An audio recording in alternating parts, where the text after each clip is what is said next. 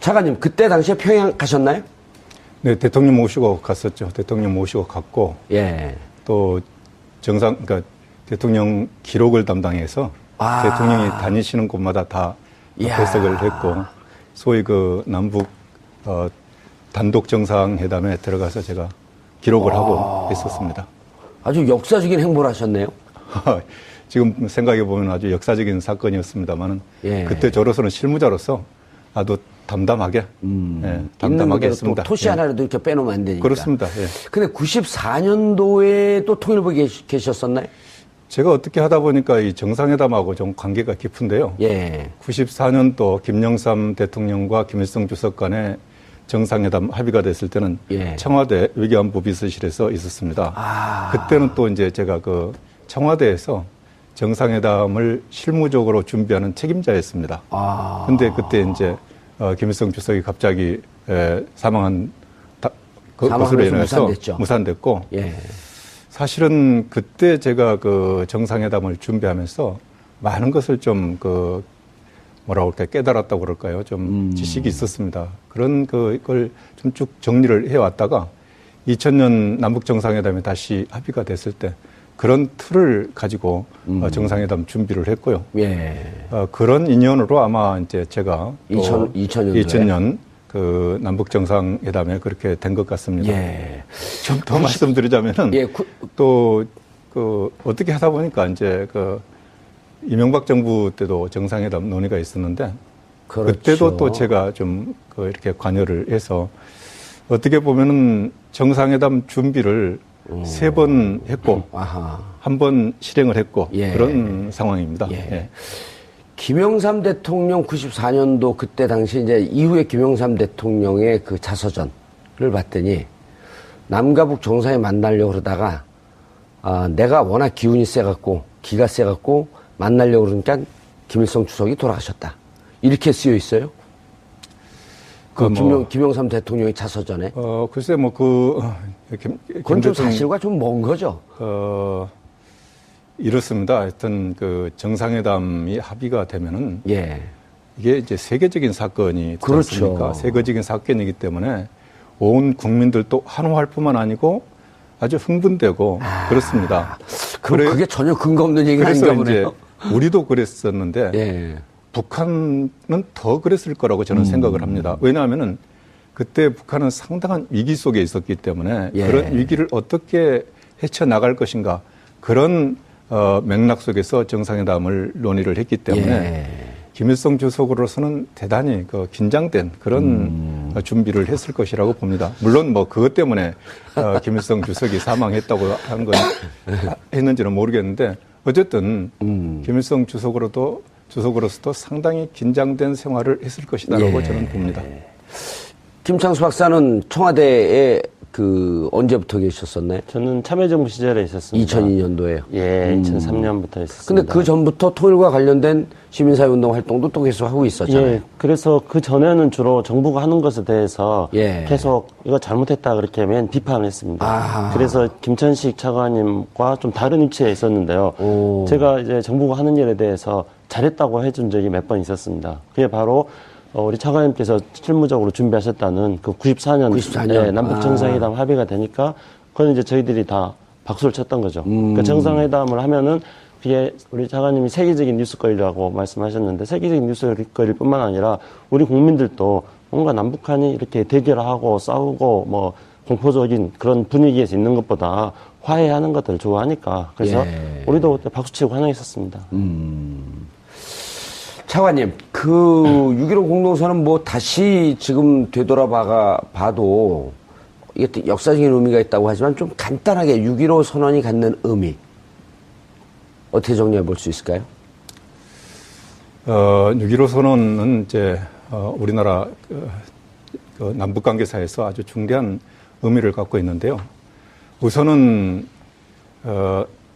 이 남북한 정상이 직접 만나가지고 사전 협의가 없이, 그러니까 사전에 실무 협의가 없이, 실무 협의가 전혀 없었나요? 실무 협의가 없이 이제 정상회담 그 자리에서 맞닥뜨린 겁니다. 그래서 어쨌든 저는 그걸 현안 문제를 가지고 두 정상이 진검승부를 했다고 생각을 하는데요.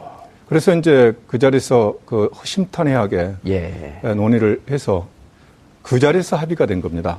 그 자리에서 합의가 됐고 그 내용을 이제 그 실무적으로 정리를 해서 한 건데 어쨌든 그 내용을 보면은 이렇게 돼 있지 않습니까? 우선 첫 번째 항이 통일 문제를 자주적으로 해결해 나가자 이렇게 돼 있지 않습니까? 그건 이제 그 분단 55년 만에 처음 이 정상이 만나가지고 우리가 그 근대 국제 질서에 편입되면서 외세에 의해서 나라가 망하고 또 분단되고 전쟁도 겪고 대결을 계속해 왔는데 이런 그 민족사의 굴절을 이제는 우리가 자주적으로 좀 풀어가자. 그래서 그렇게 해서 통일로 가야 되겠고 그리고 이 대결의 남북 관계를 협력의 남북 관계로 가야 되겠다. 그리고 남북 간의 여러 가지 협력을 통해서 관계를 개선하고 통일의 실마리를 마련해 나가자. 이런 그 합의였고 이건 뭐 서문에 적혀 있다시피 이것이 사실은 우리 7천만, 8천만 민족의 공통된 의견이었다. 영원이다. 이렇게 생각을 합니다. 그래서 그런 그 의미가 있다고 저는 보고 있습니다. 자, 그런 거 문서로 이제 나왔는데, 그때 김대중 대통령하고, 김정일, 위원장이라고 그래. 국방위원장으로 부르는데, 몇 번 만났나요? 몇 번 만났고 총 만나는 시간은? 이렇습니다. 그러니까 처음 6월 13일, 2000년 6월 13일 순안공항에 내렸고. 대통령께서 내려서 거기서 이제 김정일 위원장이 영접을 나왔고. 나올 줄 진짜 몰랐나요?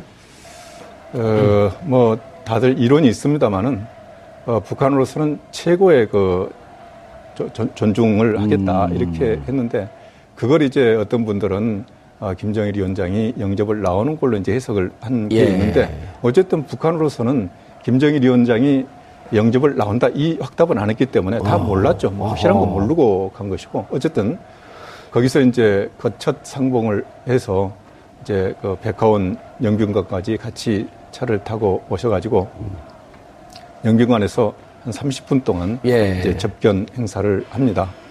그게 이제 첫 번째고 두 번째는 6월 14일 오후 3시부터 7시까지 4시간 마라톤 회담을 합니다. 단 두 분이서요? 마라톤 회담. 그러니까 원래 단독 정상이라고 하는 것은 두 분이 이제 그 대화를 하시는 것이고 이제 그 보좌 인력이 한 분 참석을 합니다. 그래서 이제 저도 뭐 그런 보좌 인력 중에 하나였다고 보면 될 것 같고요. 그러면 두 분이 대화할 때 남과 북의 정상이 이 실무적인 문제, 통일의 문제, 남과 북의 문제 이런 것을 정통하게 다 양측 다 꿰뚫고 있던가요? 뭐 우리 김대중 대통령께서요, 뭐 워낙 이 부분에 대해서 좀 경륜이 있고 그러니까 잘 아시겠지만. 정 의원님도 이제 뭐 잘 아시다시피 금방 말씀하시다시피 김대중 대통령께서는 워낙 이 부분에 정통하고 해박한 지식을 가지고 계신 분인데 제가 그 현장에서 보는 거로는 김정일 국방위원장도 못지 않았다. 저는 그렇게 봅니다. 그래서 이제 그 김정일 위원장이야 북한에서는 최고의 지도자고 또 뭐 누구도 근접할 수 없는 그런 그 절대적인 권력을 가지고 있고 권위를 가지고 있는 그런 사람이기 때문에 그렇기도 하지만은 거침이 없고 또 그 얘기하는 것 보면은 현안에 대해서도 상당히 해박하게. 잘 알고 있는 것으로 저는 파악을 했습니다. 그래서 이제 우리가 북한을 볼 때 조금 오해하는 것들은 그런 것들이 있는데요. 우리가 이제 북한에 대해서 좀 제대로 알아야 되는 그런 알아야 되겠다고 하는 생각을 그때 또 많이 했습니다. 김상수 박사님, 남북 문제뿐만 아니라 또 이 한반도 주변 문제, 이 전문가 아니세요? 6.15 선언이 실질적으로 남과 북의 관계뿐만 아니라 이 동북아의 이 지정학적인 이 주변 관계에 미친 영향도 막대하지 않나요? 그렇죠. 그러니까 6.15 선언 제1항이 우리 민족끼리 자주적으로 해결하자 이렇게 밝혀졌는데요. 그러니까 우리 문제를 우리가 풀어나가겠다는 겁니다. 아하. 그러다 보니까 이제 그동안에는 한반도 문제에 대해서 강대국의 입김이 셌는데 이제 우리 문제를 우리가 풀어나가겠다 하니까 강대국들이 우리가 풀어나가는 데 맞춰서 따라오게 됐던 거였죠. 그래서 그런 것들을 예를 들어보자면은 이제 지금 뭐 중국과 대만의 교류가 굉장히 활발합니다. 예. 근데 당시에는 중국과 대만도 야, 남북한처럼 우리도 조금 교류 좀 해보자. 아, 거긴 교류가 없었나요? 지금 당시에 남북한보다 훨씬 더 어떤 부족했던 거였죠. 아. 그리고 그때 이제 울브라이트 미 국무장관이 아마 제 기억에 2000년 8월경에 한국을 옵니다. 그렇게 해서 이제 남북한 사이에서 어떤 논의를 했는지 이런 것들을 파악을 하고 그래서 이제 미국의 한반도 정책이나 아시아 정책을 또 점검하기 위해서 왔었고요. 그리고 남북 정상회담의 영향으로 또한 북일 관계도 개선이 됩니다. 아하. 그래서 그 이후에 2002년쯤에 고이즈미 총리가 평양을 방문해서 평양 선언을 하기도 했습니다. 물론 납치자 문제들 때문에 뭐 여러 가지로 또 북일 관계가 그 이후로 꼬이긴 했습니다. 근데 어쨌든 남북 간이 주도적으로 우리 문제들을 풀어나가니까 당연히 강대국들의 영향보다는 우리가 강대국들의 정책을 이끌어 나가는 그런 측면들이 있었다고 볼 수 있습니다. 영변 핵시설을 타격하자라고 하는 논의가 나왔던 게 몇 년도였었죠? 그게 94년도였죠. 아, 네. 그래서 아까 차관님께서 말씀하신 그때 대단히 위기적 상황이었었다. 그렇죠. 실제로 그때는 진짜 때릴 생각이 있었던 거 아니에요? 그때 94년도에 카터 미국 대통령이 평양을 방문했습니다. 예. 그렇게 해가지고 김일성 북한 주석 당시 이제 만났었는데 김일성 주석을 만나가지고 북한 핵 문제에 대해서 전향적으로 서로 의견들을 교환하고 그 영향으로 또 남북 정상회담도 추진이 됐었습니다. 그렇기 때문에 영변 핵시설을 폭격하는 일보 직전의 단계에서 전쟁 위기가 멈춰졌던 것이었고요. 예. 물론 이제 이거에 대해서는 모든 사람들이 다 자기 공이라고 그러죠. 김영삼 대통령도 자기 공이라고 그러는 거고 모든 사람들이 다 어떤 자기의 노력에 의해 가지고 근데 당시 이제 북핵을 막았다 이렇게 이야기를 합니다만. 그 물리적 충돌을 막은 건 컸던 거죠, 그래도. 물론이죠. 예. 그러니까 남북 정상회담이 논의되는 그런 상황에서는 항상 위기들이 있었습니다. 94년도도 마찬가지였고요. 김대중 정부 출범하고 나서도 98년도에 북한이 우리가 대포동 1호 장거리 미사일이라고 하는 북한의 인공위성이라고 하는 그걸 최초로 98년 8월 말에 발표를 했습니다. 긴장이 굉장히 고조됐을 때였습니다. 그래서 그런 긴장을 풀기 위해서 한국 정부가 미국하고 협력해가지고 분주히 노력하고 그 결과로서 2000년 남북 정상회담이 있었고요. 노무현 정부 때도 마찬가지였죠. 노무현 정부 출범할 때 북한이 NPT 탈퇴를 선언하면서 그렇죠. 2002년도에 그렇죠. 그래서 핵 문제가 다시 불거지기 시작했습니다. 그리고 그 핵 문제를 풀어나가는 과정에서 9.19 공동성명도 하고 2.13 합의도 하면서 남북 정상회담으로 이어질 수 있었던 거죠. 알겠습니다. 송 기자님. 예. 그 왜 평양 못 갔어요? 가고 싶었어요? 그때, 티오가 딱 있었거든요. 예. 그러니까 정부에서 몇 명, 기자 몇 명 이렇게 돼 있었어요. 예. 근데 그때 청와대 출입 기자가 다 합해서 한 8명 정도, 80명. 지금은 300명 넘습니다. 예, 80명. 예, 그때 청와대 전체 출입 기자가 한 80명 정도 됐어요. 예. 카메라 기자, 사진 기자, 팬 기자 다 합해서. 근데 그 티오가 훨씬 못 미치게 왔죠. 그래서 그것을 놓고 뭐 추첨을 하느냐, 아니면은 뭐 여러 가지 논란이 있다가 어쨌든 간사단에서 선정을 했는데 어쨌든 저는 빠졌어요. 지방지 기자라고 좀 무시했던 거 아니죠. 지방 기자실에 들어가야 되잖아요. 5개가 들어왔어요. 네. 그런데 지방 기자, 출입 기자가 한 25명 정도 되니까 권역별로 이렇게 했죠. 영남권, 호남권, 충청권, 중부권 이렇게 했는데 그 안에서 이제 논의를 해서 한 명씩 갔는데 어쨌든 저는 빠졌어요. 가위바위보에서 졌나 보죠? 뭐 여러 가지 방법이 있었습니다. 예. 어쨌든 그런데 저는 아까 그러니까 동북아에 미치는 영향이나 그 후의 성과를 말씀하셨는데 저는 가장 아쉬운 게 그 김정일 위원장의 답방이 안 된 부분이에요. 그때 답방이 있을 거라고 예상을 했잖아요. 아니, 그 합의문 밑에 들어가 있습니다. 5가지 합의문 밑에 그 김정일 국방위원장 앞으로 적절한 시기에 서울을 방문하기로 하였다 이렇게 돼 있어요. 합의문 밑에 5개 말고 그 김대중 대통령 초청을 하고. 근데 그 이후에 뭐 여러 가지 이야기가 나왔었죠. 그 뭐 2월달에 그 다음에 2월달에 온다는 이야기도 있었고 그때 우리 기자실 안에서도 그게 초미의 관심사였죠. 근데 오냐 안 오냐. 오냐 안 오냐. 그런데 결국은 그 이후에 그 관계에도 좀 털어진 측면도 있고 아니면 이게 보안 문제, 안전 문제. 뭐 이런 문제들이 좀 문제가 돼서 결국 답방이 안 된 부분. 그 부분이 저는 또 상당히 아쉽고. 그거 재밌네요. 송 기자님이 왜 평양을 못 가게 됐는지 제가 좀 말씀을 드릴까요? 이게 뭐냐면은 그 당시에 이제 정상회담 준비 예비회담을 했습니다. 예비회담 할 때 북한에서 예비회담 단장이 나중에 장관급 회담 대표로 나온 김영선이라는 사람이었어요. 그래서 그 예비회담 할 때 기자단 규모를 어떻게 할 것인가 이런 걸 가지고 굉장히 많이 논란이 있었습니다. 그래서 1차 회담 때는 아마 한 30명 정도로 소폭으로 소규모로 했다가 우리가 항의를 해가지고 80명으로 하여튼 늘렸는데 그래도 아무튼 우리 입장에서 본다면은 충분한 수요가 아니었던 거였죠. 근데 왜 북한이 기자단 수를 그렇게 줄였냐면요. 제가 나중에 김영선 씨를 만나니까. 아, 김영선 씨? 예, 김영선 씨가 이 양반이 이 헐리우드 영화를 너무 많이 본 거예요. 그래가지고 헐리우드 영화 보면은 다이하드가 아니라 보디가드라는 영화가 있습니다. 예. 보디가드에서 케빈 코스트너가 보디가드로 나오잖아요. 예. 근데 보디가드에서 그 여주인공을 전역을 하는데 공연장에서 카메라에다가 총을 장착을 해가지고 그래가지고 그거를 전역을 해요. 예. 그래서 김영성 씨가 그렇게 말하는 거예요. 우리 그 북한의 기자들은 자기들이 다 장비라든가 이런 것들을 검열할 수 있지만은, 남한에서 온 기자들의 장비에 뭐가 들어있는지 어떻게 아느냐. 그래가지고 기자단 수를 줄였다. 뭐 그렇게 하더라고요. 근데 기자단에서는 또 어떻게 들리냐 하면은, 기자단이 충분히 그 확보가 됐는데, 정부 다른 부처에서 기자 티오를 가지고 갔다. 또 그런 말도 들렸죠. 그거 다 가짜 뉴스예요. 그건 제가 이제 그 담당자 금방 그 김창수 원장 말씀하신 대로 북한은 뭐 정상회담뿐만 아니고 어느 회담에서든지 기자 수를 줄이려고 그럽니다. 이게 뭐 북한 사회의 속성이 폐쇄 사회이기 때문에 그렇죠. 개방이 이제 확대되는 그런 일들은 안 하려고 그러죠. 그래서 그 북한에서 원래 이제 30명 제안을 했는데 우리가 진짜 협상을 해서 50명으로 늘렸거든요. 그래서 지금 기억하기로는 전체 그러니까 그 우리 대표단 수행원 다 합쳐서 180명으로 됐는데 생각을 해보십시오. 180명 중에 우리 경호원들이 많습니다. 그러니까 실제로 정부 당국자들 중에서도 가야 될 분들이 많이 못 갔어요.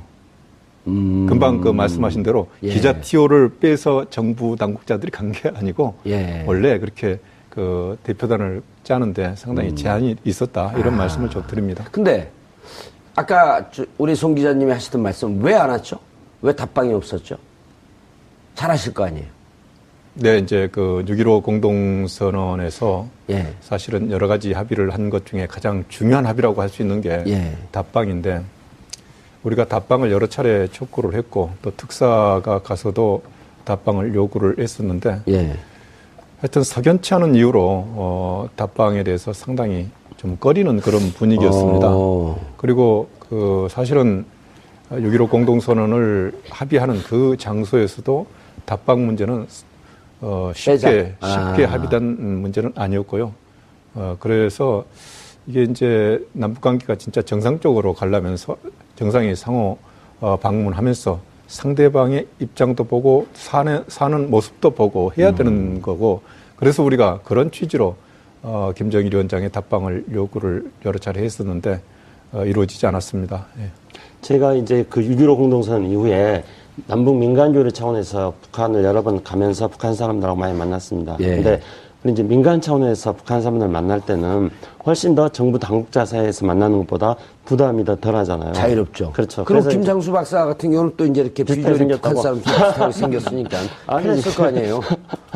하여튼 제가 비주얼을 지금 갖고 뭐라고 표현하는 게 아니고 아주 그 통일 친화적 그 비주얼이다. 제가 이번에 또 대통령 특사로 인도네시아하고 필리핀을 갔다 왔더니 그 사진이 또 국내 그 언론에 실렸어요. 근데 박원순 실장이 뒤에 있었더니 사람들이 또 댓글로 현지인 경호대원이 이렇게 있나 보다 뭐 그렇게 얘기하던데요. 그래서 저는 꼭 북한 친화적인 것뿐만 아니라 아시아 동남아 친화적. 친화적인 아시아 친화적입니다. 아세안 이번에 특사로 수행으로 같이 갔다 오셨죠?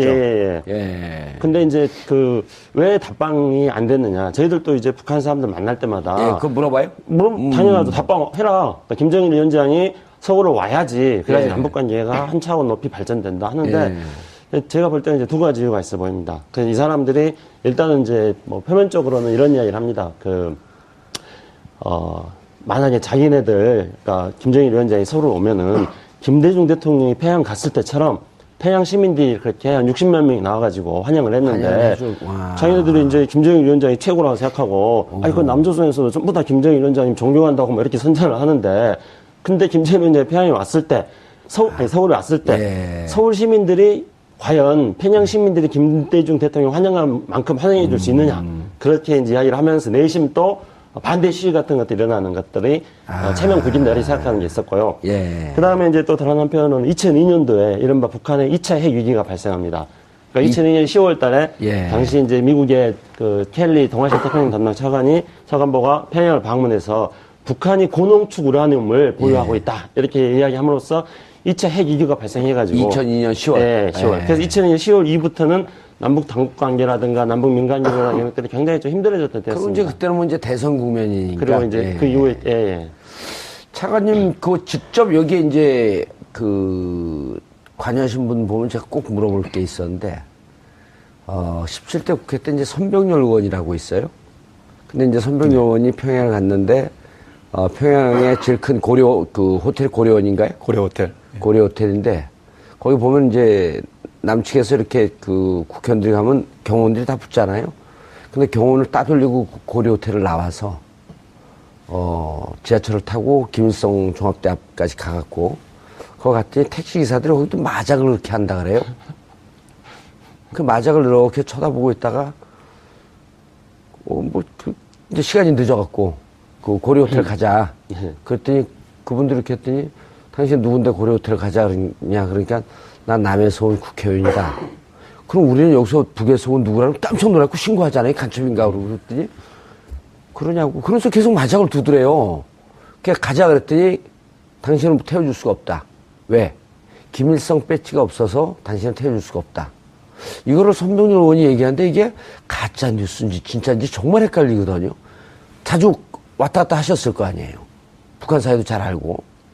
뭐 자주 왔다 갔다 했지만은 기본적으로 이제 저희 같은 경우에는 소위 그 계획된 일정에 따라서 움직이고. 근데 이렇게 빠져나가는 경우도 그럼 나중에 이제 그 경호원이 알고 선병열 의원한테 그러더래요. 절대 빠져나갔다는 얘기 하지 말라고. 근데 오면서 또 그 얘기까지 해주고 왔대.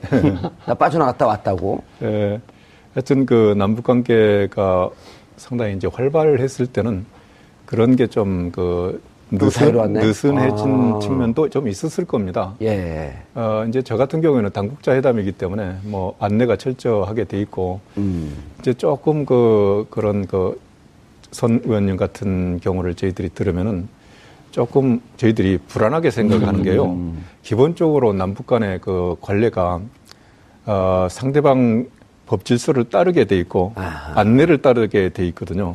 만약에 그런 경우에 밖에 나갔다가 무슨 일을 당하면은 어떻게 하느냐, 이제 그런 문제가 됩니다. 진짜 심각한 문제가 될 뻔했네. 그래서 그건 남북 간의 남북 관계가 이제 71년부터 적십자회담을 시작하면서부터 확립된 관행입니다. 상대방의 질서와 안내를 따르도록 돼 있는 겁니다. 그래서 그건 조금 뭐 용기 있게 하셨긴 했는데 저희들 입장에 봐서는, 그러니까 정부 입장에서 봐서는 조금은 과한 것다. 그리고 이제 조금 더 나가서 저희들도 이제 다니면서 항상 그런 느낌을 갖습니다. 왜 이렇게 우리가 안내를 받고 통제하에서 이 여행을 해야 되느냐. 이거 좀 자유스럽게 됐으면 좋겠다.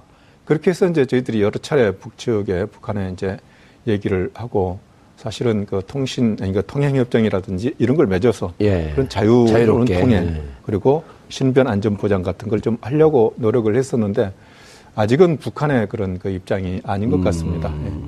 제가 민간 차원에서는 이제 2001년에 8.15 남북 행사를 평양에서 했습니다. 전세기 뛰었을 때요? 전세기 뛰었을 때요. 그래서 그때 한 340여 명이 평양을 갔습니다. 그래서 한 뭐 7박 8일 정도 있었는데요. 그러니까 남한에서 340명이 평양에 가니까 별별 일이 다 일어나는 겁니다. 그래서 뭐 그때 뭐 유명한 뭐 평양 광란극이다 해가지고 이제 우리 언론들이 또 굉장히 비판하기도 했습니다만은 이제 북한 사람들이 우리 차관님 말씀처럼 자기네들의 통제에 따라야 되는데 이 남한에서 간 사람들이 통제에 따르겠습니까? 340명이나 평양에 풀어놨는데. 벼룩하고 똑같죠. 이리 튀고 저리 튀고 그냥. 그래서 뭐 국회의원하고 기자는 뭐 몰고 다니기 힘들다면서요. 죄송합니다. 국회의원 계시고 기자 계시는데. 근데 속소리 그런데 남한에 340명의 민간인을 풀어놓으니까. 그것도 여기서도 가장 자유로운 인간들이라는 거 아니에요. 통제가 안 되는. 그랬더니 아침에 새벽에 일어나가지고 또 이 사람들이 팬티만 입고 또 조깅을 하는 거예요. 또 평양역까지 또 달려가는 사람이 있지 않나. 그럼 북한 사람들이 가가지고 또 안전사고가 발생할까 봐서 또 데려오고 저한테 와가지고 제발 좀 관리 좀 잘해달라는 거예요. 또 평양 그 고려호텔에 2블록 정도 건너가면은 또 거기에 우리나라 명동 비슷하게 생각하면 되는데요. 뒷골목에 술집들이 있습니다. 또 밤에 또 술 마시러 고려호텔 안에도 술집들이 많이 있는데 술 마셔서 또 그리 가는 거예요. 또 그렇게 해가지고 또 잡혀오기도 하고요. 하여튼지 간에. 외국인들 가서 술을 마실 수 있나요? 저도 마신 적이 있었습니다. 편하게 가고 싶은 생각이 드는데. 그런데 이제, 이런 것들을 조금 영리하게 할 필요는 있습니다. 그래서 저는 이제 평양 안내원들에게 내가 지금 이 필름이 떨어졌다. 그래, 필름을 사야 되는데 어떻게 하느냐. 그래가지고 자기네들 평양 제일백화점에 그러면 자기들이랑 같이 가자는 거예요. 그렇게 해서 같이 가서 필름을 사는데, 그러니까 이제 많은 사람들이 다 필름이 필요하기 때문에 이 사람들이 다 갈 수 없으니까 내가 대표로 가겠다. 그렇게 해가지고 가가지고 필름을 사면서 이제 그 평양 제일백화점 매점 같은 것도 구경도 하고요. 그분들하고 대화가 되나요? 그런 물건을 파는 분들하고? 그럼요. 예, 알아요. 안내원들이랑 같이 가니까요. 북한의 안내원들. 그리고 이제 그 당시에 길가에 북한의 메데야라고 해서 우리나라 치면은 뭐 포장마차 비슷하게 그런 이제 매대들이 막 생기기 시작했습니다. 지금은 많아졌다 그러더라고요. 그렇죠. 지금 많아졌는데 경제적 어려우니까 이제 너희들 좀 알아서 먹고 살아라 이렇게 해가지고 조금 허용이 되기 시작했습니다. 그래서 매대에 가서 이게 뭘 사먹고 싶잖아요. 기본적으로 그런 욕망이 있는 거 아닙니까? 그래서 저희 좀 가자 그러니까 계속 이제 안 된다는 거죠. 그래서 설득을 해가지고 그럼 너희들이 나를 안내해가지고 가자. 그렇게 해가지고 해서 안내해서 이제 매대에 갔는데, 그래서 뭘 좀 사먹고 싶은데, 이게 환전을 안 해가지고 가가지고, 사먹지는 못하고, 그냥 그 사람들하고 대화만 해보기도 했었습니다. 그러니까, 기본적으로는 저는 우리 차관님 말씀대로 남북 간에 합의한 대로 쌍방의 질서를 지키는 것들이 기본적으로 필요합니다만은, 그러나 이제 접촉이 잦아지면은 가랑비에 어쩌는 듯이 점점 더 그런 어떤 자유가 좀 더 확대될 거라고 생각합니다. 예, 알겠습니다. 6.15 선언 이후에 기자님, 이제 좀 활발하게 남북관계가 이루어지고, 그 다음에 2007년도에, 6.15. 6.15가 아닌 14. 14 정상회담이 또 이루어졌고. 네, 두 번이 있었죠. 예. 지금, 가장 저희들이 앞으로 관심 가져야 될 게, 결국은 3차 남북정상회담이 있을 거냐, 이 부분이죠. 그럼 좀 이따 우리 그 차관님한테 여쭤볼 거예요. 그거는 전문가분께 말씀을. MB 때 왜 실패했는지, 그때 그 북경에서 한번 접촉하고 싱가포르에서 한번 접촉으로 좀 기억하고 있는데. 근데 어쨌든 저희 문재인 대통령은 그 민주정부 3기라고 하지 않습니까? 1기가 DJ, 2기가 노무현, 그 3기가 문재인이니까 문재인 대통령으로서는 임기 중에 꼭 남북정상회담을 한번 하고 싶을 거예요. 그런데 이게 남북정상회담 그러니까 좀 하나 아쉬운 것이 그때 당시에 그 정상회담이 있었고 그 이후에 노무현 정부가 들어서면서 대북 송금 특검을 했죠. 그랬죠. 예, 대북 송금 특검을 해서 그때 임동원, 박지원 이분들이 그 사법 처리를 받았고, 그러니까. 예, 거기다가 그랬고 확 좀 얼어붙었었죠. 그렇습니다. 국내가. 그리고 그 여파가 지금까지 두 정파로 나눠져 있죠. 민주당, 국민의당 이렇게 나눠져 있는 이런 상황에서 문재인 정부가 이 남북 정상회담, 3차 남북 정상회담을 추진하는 데는 그때 그 과거의 그런 일들이 대북 송금 문제, 대북 송금 문제 이런 문제들을 다 감안을 해서 해야 될 것 같아요. 예, 알겠습니다. 차관님, 그때 임태희 그분도 가지 않았었나요? 접촉 실무자로 임태희 의원이 MB 시절에? 뭐 본인이 갔다고 얘기를 했으니까. 제가 그랬죠. 그분은 싱가포르 갔던 건가요? 북경을 갔던 건가요? 그땐 실무와 전혀 관계가 없었나요? 그 내부 속사정 잘 모르나요? 그때 왜 안 이루어졌는지? 뭐 그 속사정을 좀 알지만은 뭐 이 자리에서 다 밝히기는 좀 그렇고요. 그럼 또 뭐 정보 그 관련법에 걸려 있나요? 그게? 네, 그렇습니다. 그리고 한 가지 좀 말씀드리고 싶은 것은 그 MB 그러니까 이명박 대통령께서도 남북 관계를 좀 풀어보기 위해서 여러 가지 이제 노력을 했었습니다. 근데 이제 뭐 이게 잘 알려지지 않은 내용이지만은 그 2008년 7월 11일 날 금강산에서 이제 관광객 피살 사건이 났었습니다. 근데 아시는 분들 알 겁니다. 그날 대통령께서 국회 가셔가지고 6.15 공동선언과 14선언을 이행하기 위한 남북 간의 당국 대화를 시작을 하자. 이렇게 제의를 하는 날입니다. 그게. 근데 그날 우연찮게 이제. 그날 새벽에 사고가 났는데 그걸 보고를 받지 못하고. 보고를 받았음에도 불구하고 이건 좀 밀고 나가야 되겠다. 그래서 그렇게 발표를 하고 제의를 했는데 그 당시 상황이 이제 좀 험하겠지 않습니까? 그 국민 여론이 일단 북한이 핵실험한 거에 대해서 상당한 반감을 가지고 있었고, 그래서 70% 이상의 국민이 이제는 정책을 좀 바꿔라. 이런 분위기가 있었습니다. 그래서 이제 소위 그 핵 문제를 우선적으로 해결해야 된다는 게 그 이명박 정부의 기본 입장이었고 그럼에도 불구하고 6.15 선언과 14선언을 이행하기 위한 남북 대화를 제의를 했는데 관광객이 그렇게 군인에 의해서 피살됐다는 소식이 전해지니까 국민 여론이 엄청나게 나빠진 겁니다. 그렇죠. 그렇게 해서 이제 더 이상 진전이 안 됐고 또 하나 중요한 게 있습니다. 8월 달에 그러니까 2008년 8월 달에 2008년 8월이요? 김정일 위원장이 스트로크로 쓰러집니다. 아, 그랬었죠. 스트로크로 쓰러지는데요. 제가 이제 그 남북 관계를 쭉 해왔지만은 북한에서 김정일 위원장이 작동을 하지 않으면은 남북 대화가 안 됩니다. 그래서 이제 그 얼어붙었고. 그게 무슨 의미죠? 김정일 위원장이 움직이지 않으면 작동되지 않는다라고 하는 게? 이게 좀 본질적인 문제인데요. 남북 관계는 상당히 적대성을 가지고 있습니다. 기본적으로 적대성을 가지고 있기 때문에 그 적대성 속에서 화해를 추진해 나가는 데는 최고 지도자의 의지가 가장 중요합니다. 그런데 북쪽에서 최고 지도자가 그렇게 의사결정을 할 수 없는 상황이 되니까 대단히 강경하게 나왔습니다. 특히 군부 중심으로 남북 관계를 모두 끊어버리겠다 또는 뭐 개성군단을 폐쇄시키겠다 이런 식으로 압박을 하고 협박도 하고 그런 상황이었습니다. 그래서 상당히 어려웠었는데 그럼에도 불구하고 이명박 정부로서는 거기에 대해 맞대응을 하지 않고 그냥 추진을 했던 것이죠. 그런데 이제 2009년도에 가서 또 핵실험하고 미사일 쏘고 그런 일이 있었고요. 또 그 2009년도에 이제 정상회담 논의가 이제 시작이 됐는데 또 뭐 아시다시피 2010년도 3월 달에 가서 천안함 폭침 또 11월 달에 연평도 이런 사건이 있고 그럼에도 불구하고 이 정상회담을 개최하기 위한 논의들은 계속 됐었는데 뭐 어쨌든 2011년 말에 김정일 위원장이 사망함으로써 더 이상 진전이 안 됐던 거죠. 김 박사님, 지금 남북 관계가 상당히 교착 상태 아니에요? 북한 핵실험 문제, 그다음 사드 문제. 그런데 어떻게든 풀어보겠다고 그러면서 지금 몇 차례 문재인 정부 출범한 이후에 몇 차례 민간 교류 제안을 했는데 북이 다 거절하고 있다면서요? 그렇죠. 그러니까 지금 이제 우리 국민들이 지난 정부 몇 년 사이에 여러 가지 뭐 상황적인 요인이 있었습니다만은 남북 관계가 많이 막혀 있었기 때문에 이제 문재인 정부 출범하면은 뭔가 남북 관계가 좀 개선되길 바라는 이런 기대가 있는 게 분명합니다.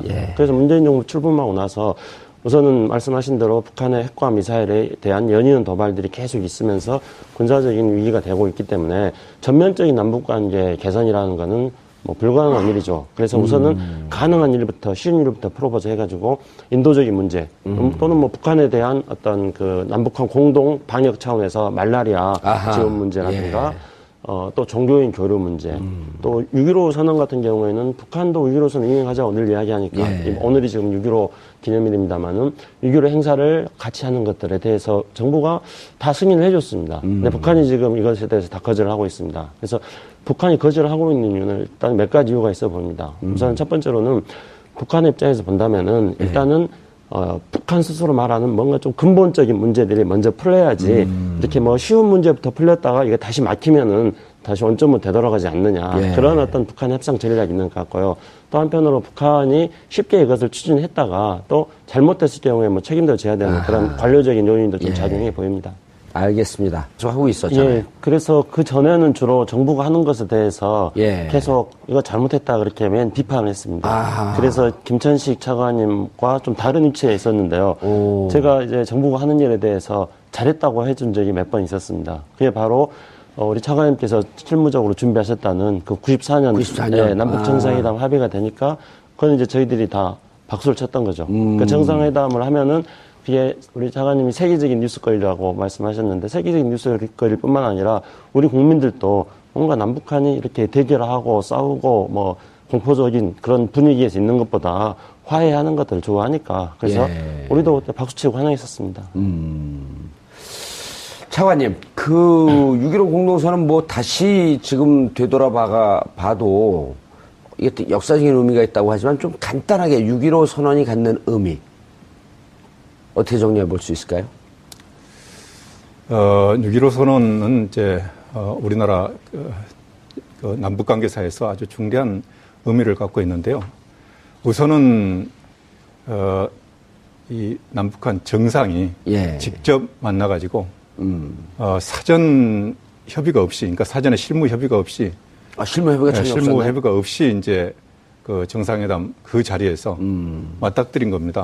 그래서 어쨌든 저는 그걸 그 현안 문제를 가지고 두 정상이 진검승부를 했다고 생각을 하는데요.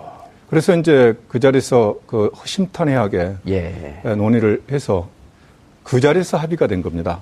그 자리에서 합의가 됐고 그만은 북한으로서는 최고의 그 존중을 하겠다 이렇게 했는데 그걸 이제 어떤 분들은 김정일 위원장이 영접을 나오는 걸로 이제 해석을 한 게 있는데 어쨌든 북한으로서는 김정일 위원장이 영접을 나온다 이 확답은 안 했기 때문에 다 몰랐죠. 뭐 확실한 건 모르고 간 것이고 어쨌든 거기서 이제 그 첫 상봉을 해서 이제 그 백화원 영빈관까지 같이 차를 타고 오셔가지고 영빈관에서 한 30분 동안 이제 접견 행사를 합니다. 그게 이제 첫 번째고 두 번째는 6월 14일 오후 3시부터 7시까지 4시간 마라톤 회담을 합니다.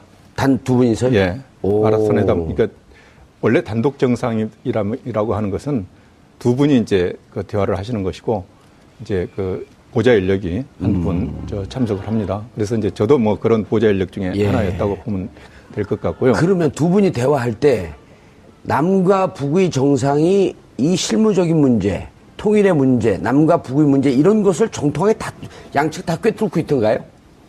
뭐 우리 김대중 대통령께서요, 뭐 워낙 이 부분에 대해서 좀 경륜이 있고 그러니까 잘 아시겠지만. 정 의원님도 이제 뭐 잘 아시다시피 금방 말씀하시다시피 김대중 대통령께서는 워낙 이 부분에 정통하고 해박한 지식을 가지고 계신 분인데 제가 그 현장에서 보는 거로는 김정일 국방위원장도 못지 않았다. 저는 그렇게 봅니다. 그래서 이제 그 김정일 위원장이야 북한에서는 최고의 지도자고 그 내용을 이제 그 실무적으로 정리를 해서 한 건데 어쨌든 그 내용을 보면은 이렇게 돼 있지 않습니까? 우선 첫 번째 항이 통일 문제를 자주적으로 해결해 나가자 이렇게 돼 있지 않습니까?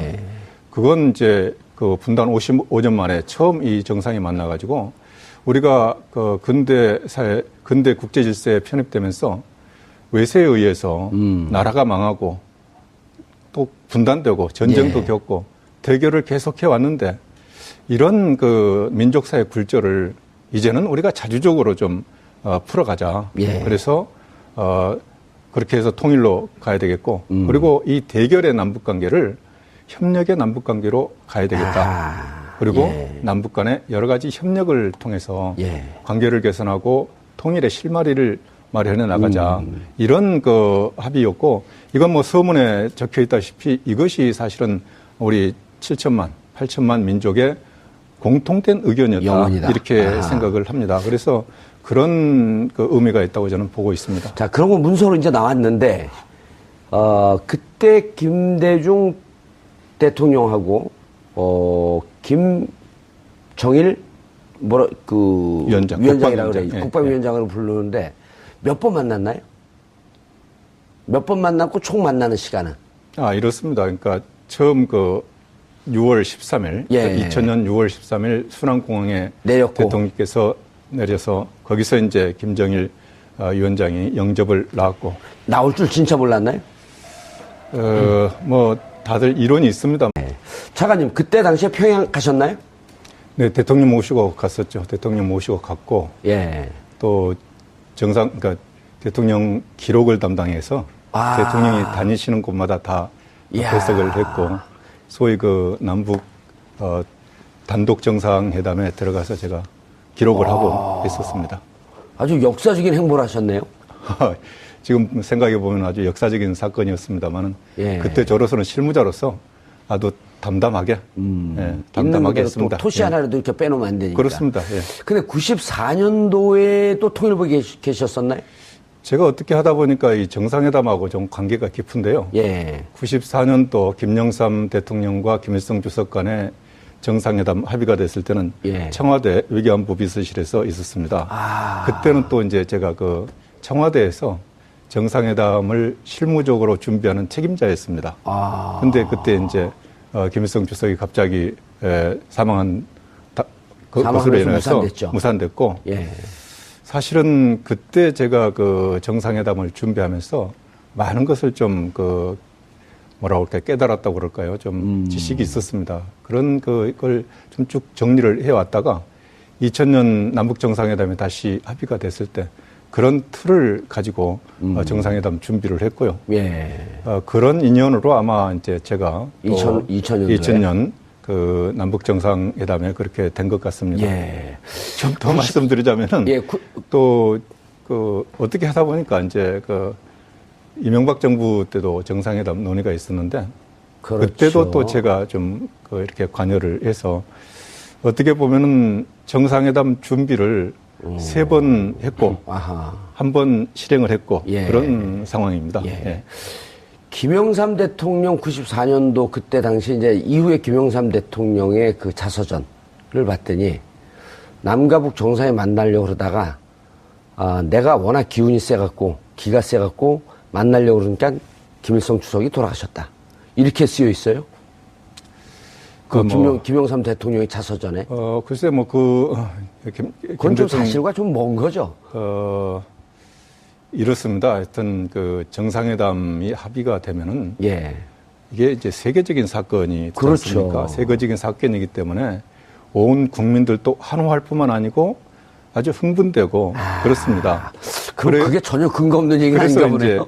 우리도 그랬었는데 북한은 더 그랬을 거라고 저는 생각을 합니다. 왜냐하면은 그때 북한은 상당한 위기 속에 있었기 때문에 그런 위기를 어떻게 헤쳐나갈 것인가 그런 맥락 속에서 정상회담을 논의를 했기 때문에 김일성 주석으로서는 대단히 긴장된 그런 준비를 했을 것이라고 봅니다. 물론 그것 때문에 김일성 주석이 사망했다고 하는 건 했는지는 모르겠는데 어쨌든 김일성 주석으로서도 상당히 긴장된 생활을 했을 것이다라고 저는 봅니다.